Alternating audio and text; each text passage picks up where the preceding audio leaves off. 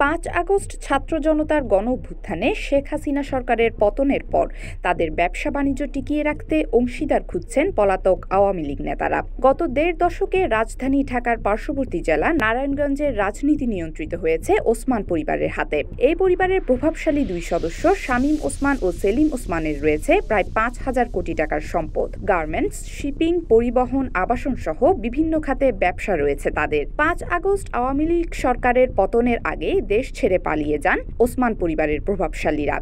এখন বিদেশে বসে নিজেদের ব্যবসা বাণিজ্যের জন্য অংশীদার খুঁজছেন তারা।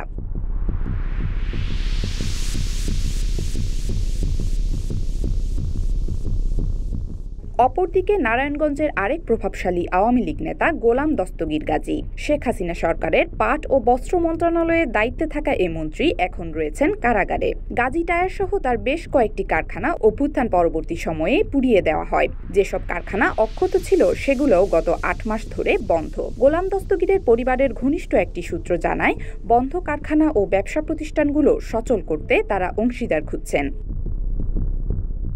এছাড়াও ব্যবসায়িক অংশীদার খুঁজছেন দ্বাদশ সংসদ নির্বাচনে কুমিল্লা ৮ আসনের নৌকা প্রতীকে নির্বাচিত সংসদ সদস্য আবু জাফর মোহাম্মদ শফিউদ্দিন শামীম। গত দেড় দশক আওয়ামী লীগের সাধারণ সম্পাদক ওবায়দুল কাদের, বিদ্যুৎ প্রতিমন্ত্রী নসরুল হামিদ বিপু সহ প্রভাবশালীদের ব্যবসায়িক অংশীদার ছিলেন তিনি। গণ-অভ্যুত্থান পরবর্তী সময়ে দেশ থেকে পালিয়ে যাওয়া এ ব্যবসায়ী এখন অংশীদার খুঁজছেন।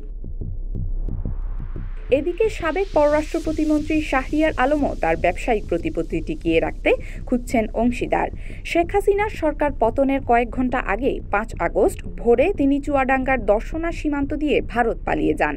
সেখান থেকে থাইল্যান্ড হয়ে রাশিয়ায় পাড়ি জমিয়েছেন তিনি। তার মালিকানাধীন রেনেসা গ্রুপের অধীনে বস্ত্র, তৈরি পোশাক, আবাসন, হাসপাতাল সহ বিভিন্ন খাতের ব্যবসা রয়েছে। দেশের বাইরে রাশিয়ায়ও শাহরিয়ারের ব্যবসা বাণিজ্য রয়েছে।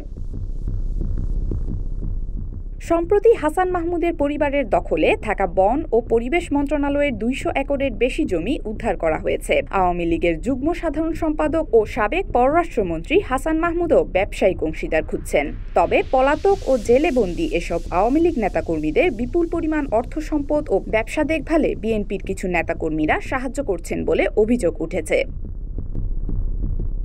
Desk report, CTG news, Chittagong.